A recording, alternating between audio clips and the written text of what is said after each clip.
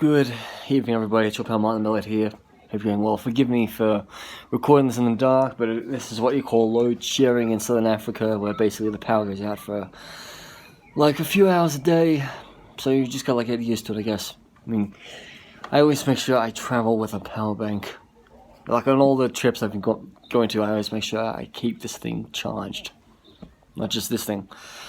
So I'm going to talk to you about my time in Lesotho and some things about what I got up to and some tips and tricks if you're planning on going to Lesotho.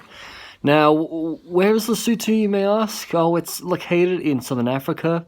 It is completely surrounded by South Africa, so it's only one of 3 nations in the world that are an enclave. Like Vatican City, San Marino, they're all enclaved by Italy, so Lesotho is enclaved by South Africa.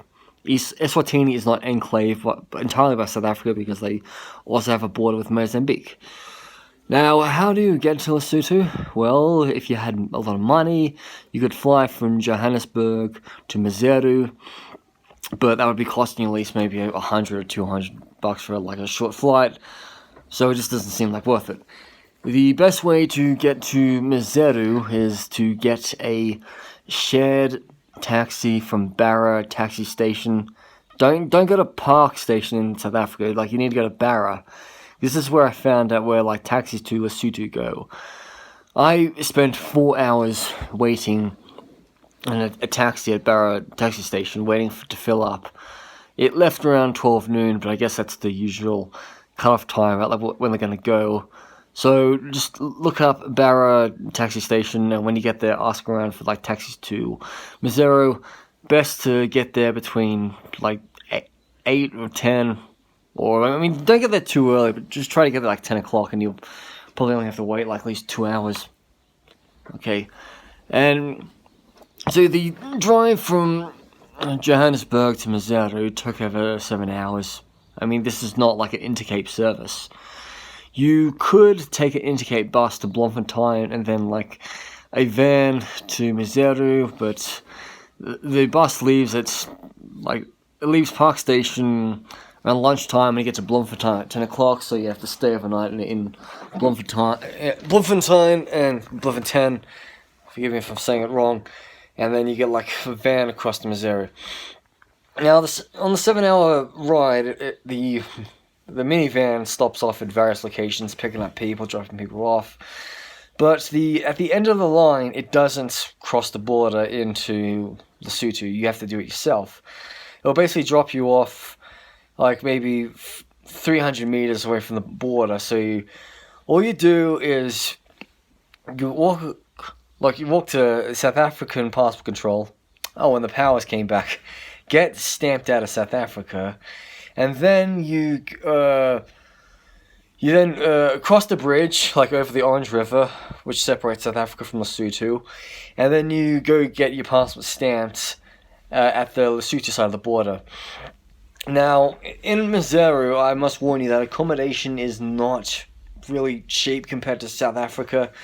You'd be paying at least, $25 a night for accommodation. I found places that were at least like 20 quid a night, and I thought like, no, I don't want to pay that much money.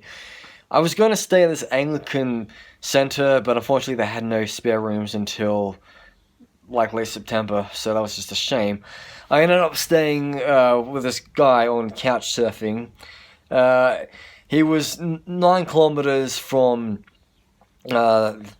like his house from the city center was like 9 kilometers, so I got a guy to take me to his house for like 150 rand, which seems overpriced, but at the time I was like, it's 7 o'clock, it's night time, I just want to get to my head on the bed.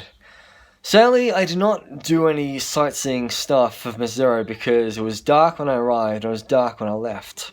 I left Maseru at 7:30 in the morning, and I was waiting just for an hour or so for this bus to arrive that takes me to Mahotlong.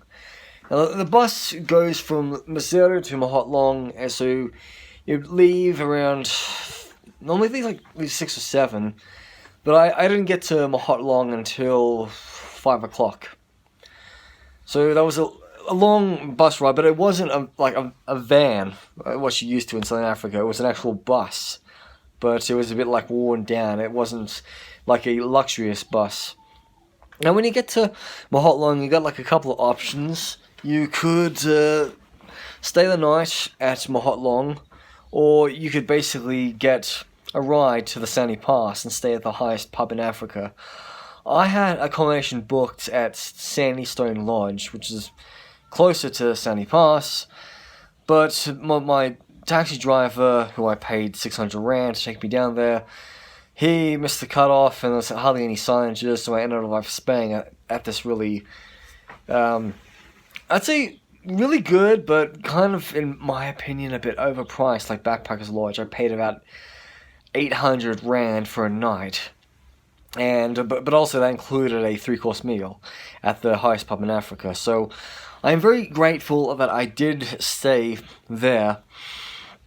But I must warn you that at the Sani Pass there are no ATMs. So whatever you do, make sure you bring enough cash with you from either Maseru or Mahotlong. If you don't want to stay at the Sani Pass, you could stay in Mahotlong. Hotling, or forgive me, like which one I'm saying it. So if you want to save some money, you could stay in Mahotlong. Now there are vans that go from Mahotlong all the way to Undenburg through the Sani Pass. So it costs about 180 Rand to go from Mahotlong to Undenburg in a shared van. I got up quite early at 6:30 and I walked towards the border and I saw a van waiting there, and he only charged me 180 Rand to go back to Undenburg. So after getting my passport stamped, I jumped back in the van and I took the famous Sani Pass down the famous mountains, and it took at least 50 minutes to get to the South African border crossing station. Like, as soon as you're in Sani Pass, alright, like Sani Pass is at the actual border of South Africa and Lesotho, and even the highest pub in Africa is, like in Sani Pass, is even located in South Africa, but it's still, you're still within, you still haven't been stamped out of Lesotho. So, stamp out Lesotho, get in the van, keep going down the Sani Pass. If you're in your own car, make sure it's a 4-wheel drive, because they basically say cars that go up the Sani Pass can only be 4-wheel drives. After getting to the bottom of Sani Pass, you re-enter South Africa, get your passport stamped before you go anywhere else. And then the minivan took me on to Undenburg, and then I went to Petersburg before I ended up in Durban by the end of the day. So, if I could do things again, I would basically, I think I would stay in Ladysmith or Ladybridge or Bloemfontein, and then just get a minivan over to Maseru in the daytime, and then try to go back there, because accommodation in Maseru will never be cheap. I mean, you can always find out the couch-surfing host to stay with, and stay with him. He's quite a cool guy. But anyway, that was my trip to Lesotho.